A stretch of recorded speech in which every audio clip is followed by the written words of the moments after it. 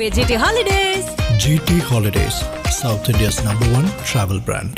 ரம்ஜானுக்கென்றே பிரத்யேக கலெக்ஷன்கள். ஆசியாவின் மிகப்பெரிய ஜவுளி சாம்ராஜ்யம் தி சென்னை சில்க்ஸ்.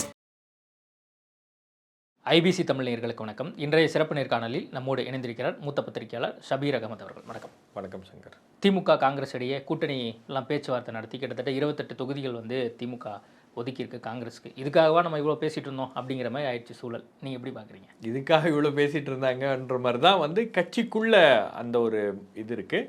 ரெண்டாவது திமுகவிலையும் அப்படி தான் பார்க்குறாங்க.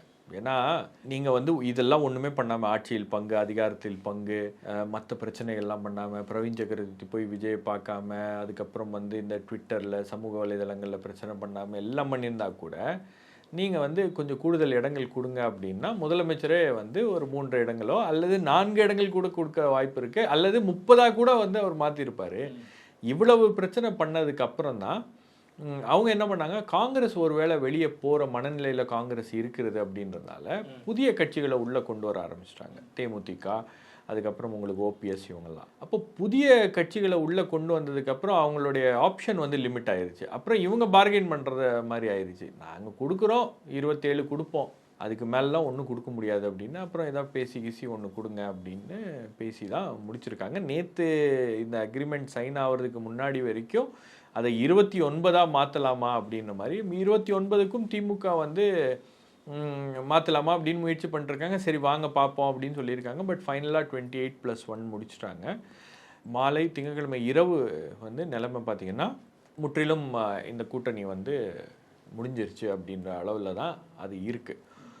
ஏன்னா அதுக்கு முந்தின நாட்கள் நடந்த விஷயங்கள்லாம், குறிப்பாக அந்த முதல் முறையாக காங்கிரஸுடைய குழு அறிவாலயத்தில் சோடாங்கர் பேசிட்டு போனதுக்கப்புறம்லாம் சுத்தமாக அவங்களுக்கு நம்பிக்கை இல்லை.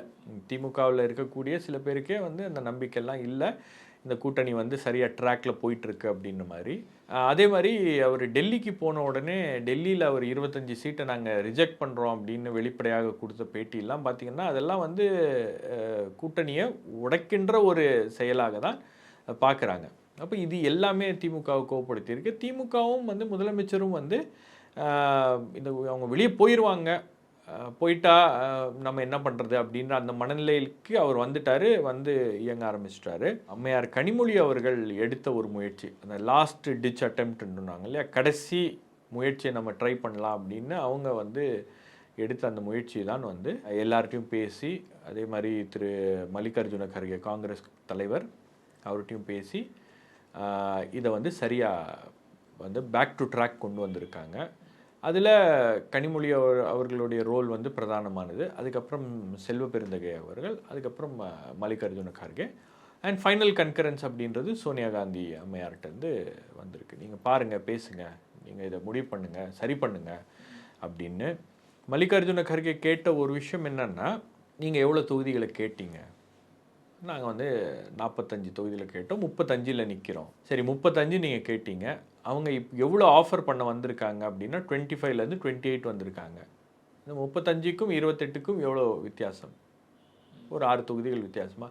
இந்த 6 தொகுதிகளுக்காக நீங்கள் ஒட்டுமொத்த கூட்டணி, அதாவது 22 ஆண்டுகால கூட்டணியை உடைக்கிறதுக்கு நீங்கள் துணிஞ்சிட்டிங்களா அப்படின்ற அந்த கேள்வியை எழுப்பியிருக்காரு.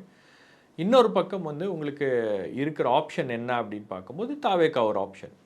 ஆனால் தாவேகா ஆப்ஷனை அவங்க பேசிகிட்டு இருந்தாங்க, அது உறுதியாக சொல்லலாம். ஏன்னா சோடாங்கரே வெளிப்படையாக எனக்கு கொடுத்த இன்டர்வியூவில் தாவேகாவை பற்றி பேசுகிறார், தாவேகா எங்களுடைய ஸ்ட்ரென்த்தை ரெக்கக்னைஸ் பண்ணியிருக்கு அப்படின்னாரு. அதுக்கப்புறம் இந்தியன் எக்ஸ்பிரஸ் கொடுத்த இன்டர்வியூலையும் தாவேகாவை பற்றி பேசுகிறார் அப்படின்னும் போது வெளிப்படையாகவே அந்த ஏஎன்ஐ இன்டர்வியூவில் கூட தாவேகா பற்றி அவர் மென்ஷன் பண்ணுறாரு அப்படின்னா தாவேகா ஒரு ஆப்ஷன் அவங்களுக்கு. அப்போ அந்த ஆப்ஷனும் அவங்களுக்கு இங்கே திமுகவில் என்ன கொடுக்குறாங்களோ அதை விட double the amount of seats அங்கே கொடுக்குறோம் அப்படின்றது தான் அவங்க பேசியிருக்காங்க. பட் கடைசி கட்ட மேனுவரிங்கில் உங்களுக்கு சிதம்பரம்லாம் உள்ளே வந்ததுக்கப்புறம் இந்த குழுவோடையே பேச்சுவார்த்தை அடுத்த கட்டமாக நடந்து கொண்டு இருக்கிறது அப்படின்னா இது முடிஞ்சிருக்காது. நடுவில் திரு சிதம்பரம் அவர்களை அனுப்பி இந்த விஷயங்களை எல்லாம் சரி செய்வதற்கான சில முயற்சிகள் எடுத்தாங்க. சிதம்பரம் வந்ததுக்கு பிறகு கூட சரியாகலை. முதலமைச்சர்கிட்ட பேசும்போது கூட முதலமைச்சர் வாஸ் நாட் டூ ஹாப்பி. அதுக்கப்புறம் மறுபடியும் இன்னொரு நாள் எல்லார்ட்டையும் பேசி மறுபடியும் பேசி ஃபைனலாக இந்த நம்பர்ஸ்க்கு வந்திருக்கு. எந்த இடத்துல இது வந்து இந்த சமரச பேச்சுவார்த்தைக்கோ அல்லது வந்து இந்த கூட்டணி நம்ம தொடரும் அப்படிங்கிற இடத்துக்கு நகர்ந்துச்சா நீங்கள் பார்க்குறீங்க? இப்போ கனிமொழியோடைய ரோல் வந்து இருந்ததை நீங்கள் சொல்கிறீங்க. சிதம்பரம் தான் போய் மீட் பண்ணாரு. இல்லை கனிமொழியோடைய முயற்சியின் பேரில் தான் சிதம்பரம் அதே மாதிரி செல்வ பெருந்தகை ஒரு பக்கத்துலேருந்து முயற்சி பண்ணுறாரு, கனிமொழி ஒரு பக்கத்துலேருந்து முயற்சி பண்ணாங்க. கனிமொழியோடைய ரோல் தான் வந்து இதில் முக்கியமானது. அதில் அதுக்கப்புறம் சிதம்பரம் உள்ளே வரும்போது தான் சோடாங்கர் வந்து அடுத்த கட்ட பேச்சுவார்த்தையை நாம் தொடர முடியாது அப்படின்னு அவர் காங்கிரஸ் தலைமைக்கு சொல்லியிருக்காரு. ஏன்னா சோடாங்கர் வந்து பேசினார்னா திமுகவும் அதை விரும்ப மாட்டேங்குது. அப்போ சோடாங்கர் இல்லாமல் நாம் வந்து வேறு யாரையாச்சும் வச்சு பேசணும் அப்படின்னா உங்களுக்கு வந்து சிதம்பரம் தான் அந்த ஸ்டேச்சரில் இருக்கக்கூடிய ஆள். ஏன்னா சீஃப் மினிஸ்டர்கிட்ட போய் பார்த்து பேசணும்.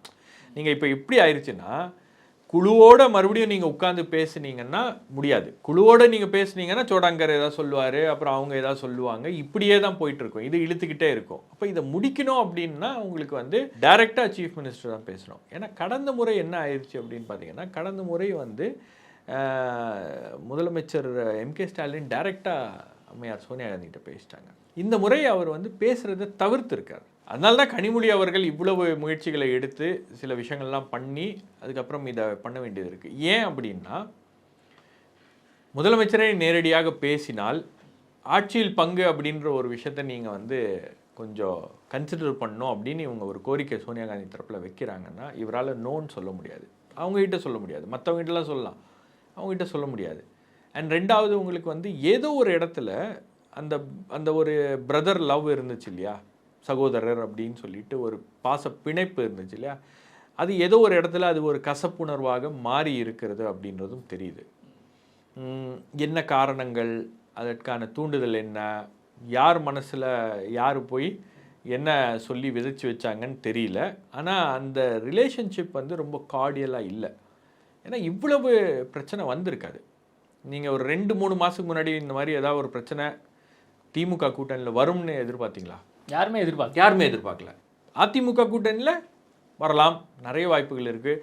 டிடிவி, ஓபிஎஸ், ஆர் சசிகலா, அதுக்கப்புறம் பாமகவில் இருக்கிற பிரச்சனை எல்லாத்தையும் வந்து நம்ம பேசணும். ஆனால் இங்கே இந்த மாதிரி வரும் அப்படின்னு எதிர்பார்க்கல. யாருக்குமே தெரியல முதல்ல என்ன பிரச்சனைன்னா, கனிமொழியாக இருக்கட்டும் மற்றவர்களாக இருக்கட்டும், இதில் வந்து இவ்வளவு மோசமான ஒரு சூழலுக்கு இந்த இந்த இந்த இந்த பிரச்சனை வந்து இந்த ஃப்ரிக்ஷன் அப்படின்றது இவ்வளவு மோசமாக போகுமா அப்படின்றது யாருமே அதை எதிர்பார்க்கல. முதலமைச்சர் கூட அதை எதிர்பார்க்கல.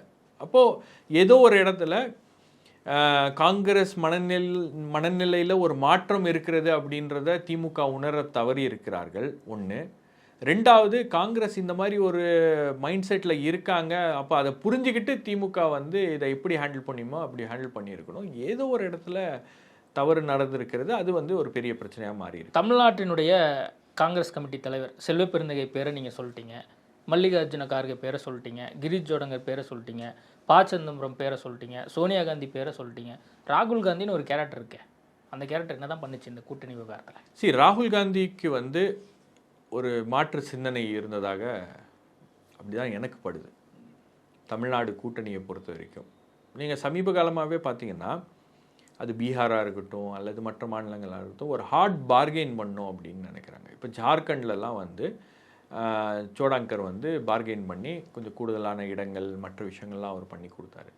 அப்போ சோடாங்கர் வந்து ராகுல் காந்திஸ் மேன். நீங்கள் சோடாங்கர் வந்து பேசுகின்ற விஷயமோ அல்லது அவர் சொல்கிறாரு இல்லையா, நாங்கள் வந்து விஜயோடைய கட்சியோட அவங்க எங்கள் கட்சியை மதிக்கிறாங்க அப்படின்ற மாதிரிலாம் ஒரு சீட் ஷேரிங் இது நடக்கும்போது அது மாதிரி பேசுறது வெளிப்படையாக அதை சொல்ல மாட்டாங்க. வெளிப்படையாக அவர் அதை சொல்கிறாருன்னா ஒரு சிக்னலை கொடுக்குறாரு. அப்போ இந்த சிக்னலை யார் கொடுக்க சொல்கிறாங்க அப்படின்னு 25 தொகுதிகள் அவங்க கொடுக்குறாங்க. உள்ளுக்குள்ளே பேச்சுவார்த்தை நடந்துட்டு இருக்குன்னா அதை மீடியாவில் போட்டு உடச்சி 25 தொகுதிகள் நாங்கள் ஏற்றுக்க மாட்டோம், we reject that offer is not acceptable to us அப்படின்னு அவர் சொல்கிறாரு. அப்படின்னா இது ராகுல் காந்திக்கு தெரிஞ்சு தான் அவர் பேசுகிறாரு. ஏன்னா ராகுல் காந்தி சந்தித்த பிறகு தான் அந்த ஸ்டேட்மெண்ட்ஸ்லாம் வருது. அதே மாதிரி மாணிக்கம் தாக்கூர் மற்றவர்கள்லாம் பேசும்போது ஏதோ ஒரு இடத்துல ராகுல் காந்தியோடைய மைண்டில் சில மாற்றங்கள் இருக்கிறது, கூட்டணியை தொடர்வது குறித்து சில வேறு விதமான ஒரு பார்வை இருக்கிறது அப்படின்றத புரிஞ்சுக்கிட்டு தான் அவங்க அதை பேசுகிறாங்க. பட் ஏதோ ஒரு இடத்துல உங்களுக்கு வந்து மல்லிகார்ஜுன கர்கே, சோனியா காந்தி மற்றவர்கள்லாம் வந்து இல்லை இந்த கூட்டணியை உடைக்கக்கூடாது, இப்போ வேணாம் அப்படின்ற மாதிரி ஏதோ பேசி கன்வின்ஸ் பண்ணியிருக்காங்க. பட் சரி அவங்க சீட் அதிகமாக கொடுத்தாங்கன்னா பார்த்துக்கலாம் அப்படின்ட்டு இருக்காங்க. சரி அதை 25 28 மாற்றிருக்காங்க. ராகுல் காந்தி எதிர்பார்த்தது 30க்கு மேலே போகணும் அப்படின்னு, அது நடக்கலை. அப்புறம் 2 ராஜ்யசபா அப்படின்னு பேசியிருக்காங்க. அப்போ ஒரு ராஜ்யசபா இப்போ கொடுக்குறேன் அப்படின்னு ஒத்துக்கிட்டாங்க. அந்த 2வது ராஜ்யசபா மேபி அது அக்ரிமெண்ட்டில் போடல, மேபி 28ல் சிதம்பரத்துக்கு வரலாம், காங்கிரஸ் கொடுக்கலாம் அப்படின்ற மாதிரி அந்த அடிப்படையில் இது முடிந்திருக்கிறது. ஸோ 2 பக்கமும் வந்து இறங்கி வந்திருக்காங்க. திமுக பக்கமும் இறங்கி வந்திருக்காங்க, இந்த பக்கமும் இறங்கி வந்திருக்காங்க. பட் ராகுல் காந்தி முழு மனதோட இந்த கூட்டணியை அவர் வந்து ஆதரித்து அவர் பண்ணாரா, ப்ளீஸ் ப்ரொசீட் அப்படின்ற மாதிரி தான் அவர்கிட்ட இருந்து வந்திருக்கிறது. ஸோ நீங்கள் முடிவு எடுத்துட்டிங்கன்னா அது ஓகே அப்படின்ற மாதிரி. மேபி இந்த கூட்டணி வந்து நீங்கள் முன்ன பார்த்த திமுக காங்கிரஸ் அலையன்ஸ் மாதிரி இல்லாமல் ஒரு 45 நாள் கூட்டணியாக இருக்க போகிறதா, அல்லது அதுக்கு மேலேயும் தொடருமா, அல்லது அதுக்கு மேலே ஏதாச்சும் அந்த கூட்டணியில் இருக்கிற டைனமிக்ஸ் மாறுமா அப்படின்றதெல்லாம் நம்ம பொறுத்து தான் பார்க்கணும். இங்கே கூட்டணி அமையுது, அங்கே ராகுல் காந்தி வடநாட்டில் ஹோலி கொண்டாடிட்டு இருக்காரு. இது வரைக்குமே அஃபிஷியலாக அவர் எதுவும் இந்த கூட்டணி தொடர்பாக அஃபிஷியலாக ஸ்டேட்மெண்ட் எதுவும் விட்ட மாதிரி நம்ம பார்க்கல. அதே நேரத்தில் மாணிக்கம் தாக்கூர் படித்ததில் பிடிச்சது இது அப்படின்னு சொல்லி ஒரு ஸ்டேட்மெண்ட் போட்டிருக்காரு. Not in a day but definitely one day அப்படின்னு சொல்லி அவருடைய அஃபிஷியல் அந்த எக்ஸ் பக்கத்தில் போட்டிருக்காரு. என்ன மெசேஜை வந்து இவங்க திரும்பவும் கொடுக்க வராங்க? இல்லை, உங்களுக்கு வந்து சொடாங்கரே அவர் பேட்டியில் சொல்கிறாரு இல்லையா, என்ன சொல்கிறாரு, 28 தொகுதிகளை நாங்கள் வாங்கியிருக்கோம். Though we are not satisfied, தோ இந்த நம்பர்ஸ் வந்து எங்களுக்கு கிடைச்சிருக்கிறதுல எங்களுக்கு வந்து உடன்பாடு இல்லை அப்படின்னாலும் தலைமை முடிவு பண்ணிருச்சு. ஸோ தலைமையுடைய முடிவுக்கு கட்டுப்பட்டு we are going to work for elections அப்படின்னு அவர் சொல்கிறாரு. அவ்வளோதான்.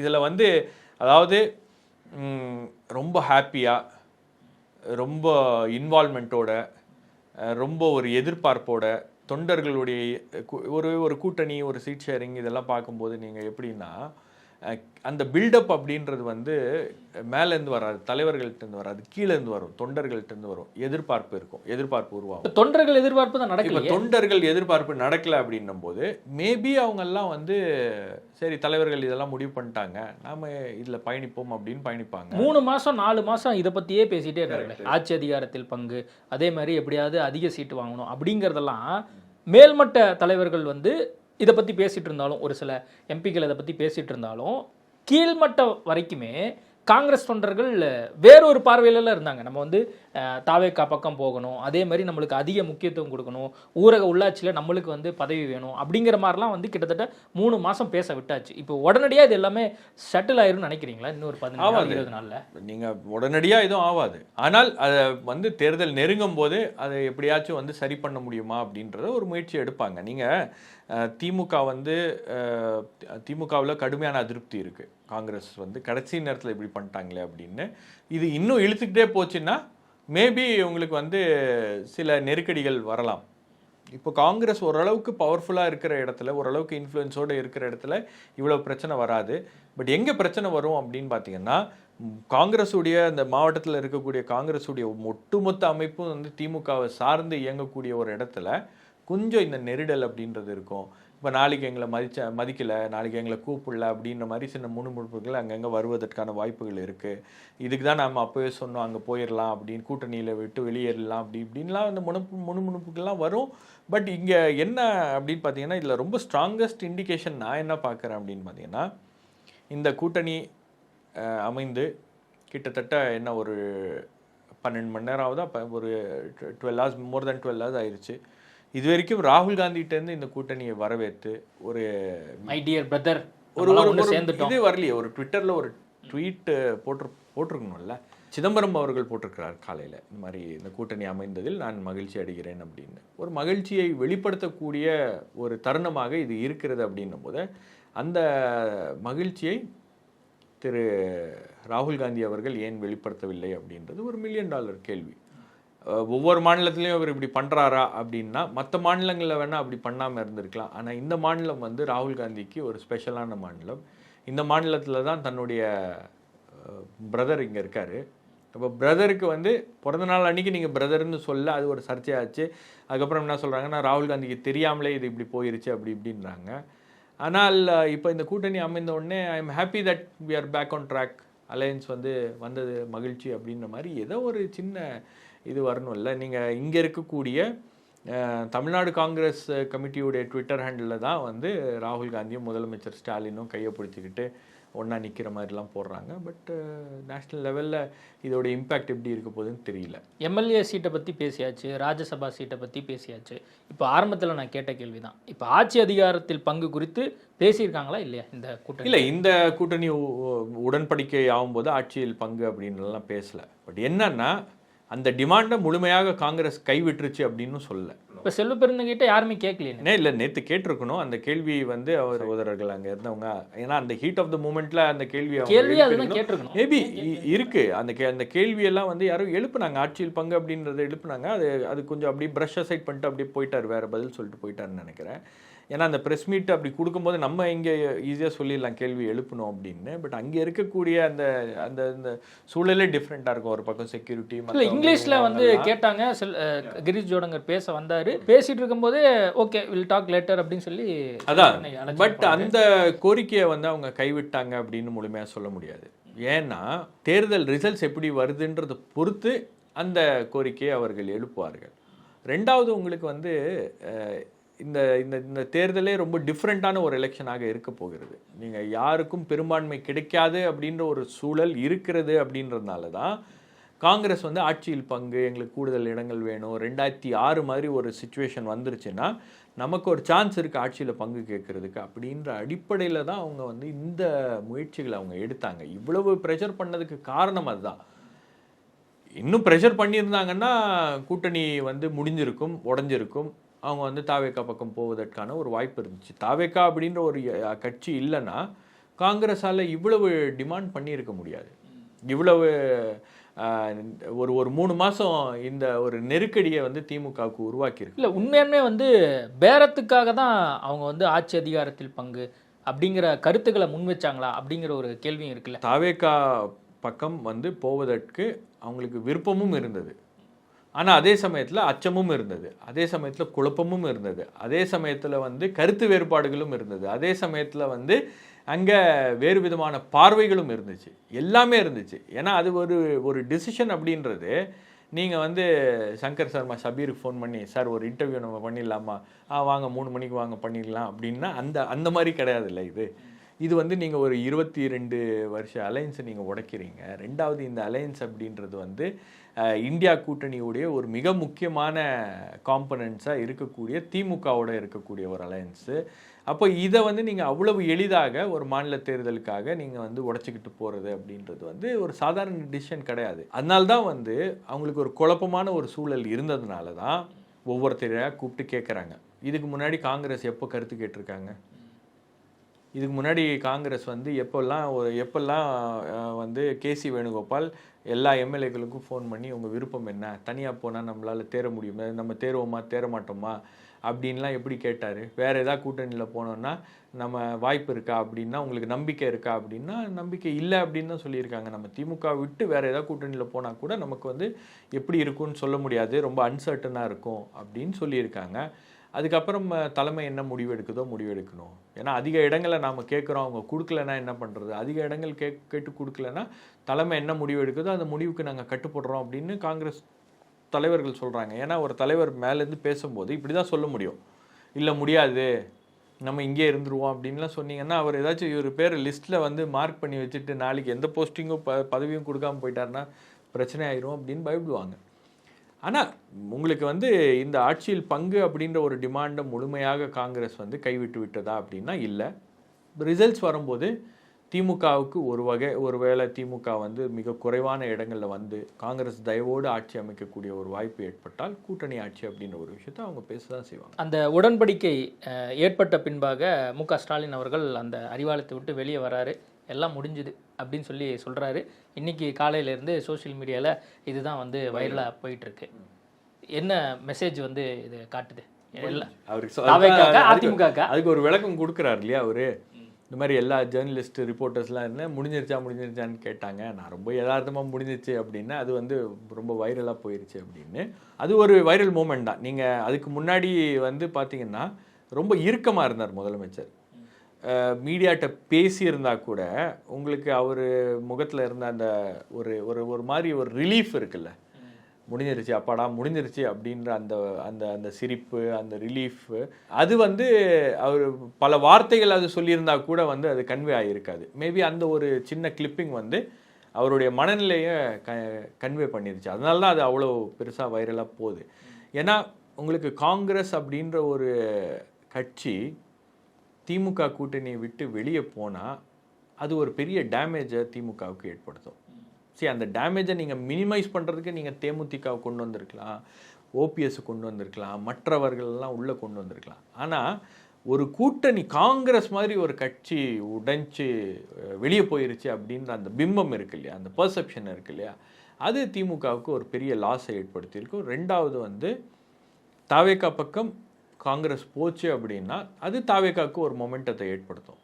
நீங்கள் கட்டமைப்பு இல்லை, அதில் பிரச்சனை இருக்குது, இங்கே காங்கிரஸுக்கும் ஆள் இல்லை, அங்கே வந்து ஒரு சரியான ஒரு ஒரு இன்ஃப்ராஸ்ட்ரக்சர் இல்லை, பணம் இல்லை, கேண்டிடேட் இல்லை, அது இல்லை, இது இல்லை, எது சொன்னாலும் உங்களுக்கு இந்த தேர்தல் களத்தில் அது ஒரு இம்பேக்டை வந்து கிரியேட் பண்ணியிருக்கும். ஏன்னா காங்கிரஸுக்கு இருக்கக்கூடிய அந்த வாக்கு சதவீதம் அப்படின்றது ஒரு மல்டிப்ளையிங் எஃபெக்ட் இருக்கும் கூட்டணியில் போகும்போது. ஸோ நிச்சயமாக அது தாவேகாவுக்கு அது உதவி இருக்கும். இப்போ 2026 திமுக கூட்டணியை பொறுத்த வரைக்கும் கிட்டத்தட்ட 15க்கும் மேற்பட்ட கட்சிகள் இருக்கிறதா தான் நம்மளுக்கு தகவல் வருது. கிட்டத்தட்ட இப்போது அதிமுக என்டிஏ கூட்டணியில் இருந்த கட்சிகள்லாம் கூட இப்போ இந்த முறை இவங்களோட அந்த பேச்சுவார்த்தையில் ஈடுபட்டதையும் நம்ம பார்த்தோம். அப்போ கிட்டத்தட்ட 20-25 கட்சிகள் இருக்கும் போல இருக்கு. 21ன்னு நினைக்கிறேன், 21. ஆமாம், இன்னும் சில அமைப்புகள் கட்சிகள் நீங்கள் இந்த கூட்டணி இந்த சீட் ஷேரிங் இதெல்லாம் முடிஞ்சதுக்கப்புறம் கேண்டிடேட்லாம் அனௌன்ஸ் பண்ணதுக்கப்புறம் இந்த அமைப்புகள்லாம் அவங்க திரட்டிட்டு இருக்காங்க. எல்லா அமைப்புகளும் தமிழ்நாட்டில் இருக்கக்கூடிய சிறிய அமைப்புகள்லேருந்து பெரிய அமைப்புகள்லேருந்து, அதாவது உங்களுக்கு வியாபாரிகள்லேருந்து ஆரம்பித்து வணிகர்கள், வியாபாரிகள், அதே போல் டெக்ஸ்டைலு, அதுக்கப்புறம் இது அதுன்னு இருக்கக்கூடிய சங்கங்கள், அமைப்புகள் எல்லாத்தையும் ஒருங்கிணைக்கிறாங்க. அதே போல் எல்லா சாதி சங்கங்கள்ட்டையும் பேசுகிறாங்க, எல்லாமே பண்ணுறாங்க. நீங்கள் திமுக இந்த முறை வந்து அந்த எலெக்ஷனை ஃபைட் பண்ணுற விதம் இருக்குது இல்லையா, அது முற்றிலுமாக மாறி இருக்கிறது. ரொம்ப அக்ரெசிவாக அவங்க ஃபைட் பண்ணுறாங்க. நீங்கள் திமுகவுக்கு எதிராக ஆன்டி இன்கம்பன்சி இருக்கான்னா இருக்குது, கடுமையான ஆன்டி இன்கம்பன்சி இருக்கான்னா இருக்குது. ஆனால் அந்த ஆன்டி இன்கம்பன்சிலாம் ஒரு இடத்துல கூட வெளியே வராத அளவுக்கு அவங்க வந்து இது வரைக்கும் மேனேஜ் பண்ணியிருக்காங்க. இதுக்கப்புறம் அதை எப்படி பண்ண போகிறாங்க, என்ன பண்ண போகிறாங்க, தேர்தல் அறிவித்ததுக்கு பிறகு எப்படி இருக்கும் அப்படின்லாம் நம்மளால் சொல்ல முடியாது. ஆனால் இப்போ வரைக்கும் வந்து அதாவது அவங்களுக்கு அந்த ஸ்ட்ராட்டஜி டீம் இருக்குது இல்லையா, பின்னாடி ஒர்க் பண்ணுற ஸ்ட்ராட்டஜி டீம் வந்து பல எலெக்ஷன்ஸை பார்த்துருக்கு. ஒவ்வொரு எலெக்ஷன் தோல்வியிலையும் காரணங்களை அவங்க பார்க்கும்போது இந்தந்த தவறுகளை நாம் செய்யக்கூடாது அப்படின்றதால அவங்க அந்த தவறுகளெல்லாம் தவிர்த்துட்டு வந்திருக்காங்க. ஸோ ஓரளவுக்கு அவங்களோட எலெக்ஷன் மேனேஜ்மெண்ட்ன்றது, திமுகவுடைய எலெக்ஷன் மேனேஜ்மெண்ட்ன்றது முன்னெப்போதும் இல்லாத அளவுக்கு இப்போ வந்து ரொம்ப ஸ்ட்ராங்காக இருக்குது. அதை ஸ்ட்ரென்தன் பண்ணிக்கிட்டே இருக்காங்க. அந்த அடிப்படையில் தான் இவ்வளவு கட்சிகளை உள்ளே கொண்டு வரணும். ஏன்னா உங்களுக்கு வந்து 2006 மாதிரி ஒரு சூழல் ஏற்பட்டு விடக்கூடாது. அதுதான் முதல் அஜெண்டா. ஒரு ஹங் அசெம்பிளி மாதிரி ஒரு சூழல் வந்து விடக்கூடாது. ஒன்று. ரெண்டாவது அஜெண்டா என்னன்னா 2016 மாதிரி 1% தோற்று விடக்கூடாது. அந்த 1% அப்படின்றது கூட நாம் வந்து விட்டு வைக்கக்கூடாது. அது 1% வந்து கருணாஸ்ட இருக்கா, கருணாஸை கூப்பிடுங்க. 1% பிரேமலதாட்ட இருக்கா, பிரேமலதா கூப்பிடுங்க. 1% ஓபிஎஸ்ட்ட இருக்கா, ஓபிஎஸ் கூப்பிடுங்க. 1% மனோஜ் பாண்டியன்ட்ட இருக்கா, மனோஜ் பாண்டியனை கூப்பிடுங்க அப்படின்னு எல்லாத்தையும் சேகரிக்கிறாங்க. இது அரித்மெட்டிக் ஒர்க் ஆச்சு அப்படின்னா ஒரு அட்வான்டேஜ் இருக்குது. இல்லை அரித்மெட்டிக் வந்து உங்களுக்கு தேர்தல் நெருங்கும் போது கொலாப்ஸ் ஆகுது, அந்த அரித்மெட்டிக் செட் ஆகல, சீட் வந்து எப்படி அதை பிரித்து கொடுப்பாங்க அப்படிங்கிற தெரியல. அதான் சொல்கிறேன். 28 சீட்டு காங்கிரஸுக்கு கொடுத்தாச்சு. ஒட்டுமொத்தமாக 234 தொகுதி தான் தமிழ்நாட்டில் இருக்குது. 28ல் பாதி கழிச்சா கூட மீதி வந்து கிட்டத்தட்ட 19 கட்சிகள் வேற நம்ம வந்து பிரித்து கொடுக்கணும் அப்படிங்கிற சூழல் இருக்குது. திமுக எத்தனை இடங்களில் நிற்கும்? ஸோ உங்களுக்கு விசிகேக்கு எவ்வளோ கொடுக்குறாங்க, தேமுதிகவுக்கு எவ்வளோ கொடுக்குறாங்க, அதே மாதிரி இடதுசாரி கட்சிகள் எவ்வளோ கொடுக்குறாங்க, இதை வந்து நம்ம ரொம்ப கவனிக்கணும். நீங்கள் தேமுதிகவுக்கு 10 தொகுதிகள் அப்படின்னு காங்கிரஸ் தலைவர்களே அதை பேசியிருக்காங்க. நீங்கள் 0.5%, அதாவது 0.50 இருக்கக்கூடிய ஒரு கட்சிக்கு நீங்கள் வந்து ஒரு ராஜ்யசபா கொடுக்குறீங்க, ஒரு 10 தொகுதியில் கொடுக்குறீங்க அப்படின்னா ஒரு கேள்விகளை எழுப்புது. நீங்கள் வந்து அதை நீங்கள் முன்னாடியே வந்து பேசியிருக்கணும், இப்போ வந்து பேசி பிரயோஜனம் இல்லை அப்படின்ற மாதிரி முதலமைச்சர் சொல்லியிருக்காரு. ஸோ கிட்டத்தட்ட உங்களுக்கு பார்த்தீங்கன்னா இந்த தேமுதிகவுக்கு எவ்வளவு தொகுதிகளை கொடுக்குறோம் அப்படின்றதே இன்னும் திமுக சொல்லாமல் இருக்கிறது. அப்படின்னா சொன்னாங்கன்னா ஒரு பிரச்சனை வரும்.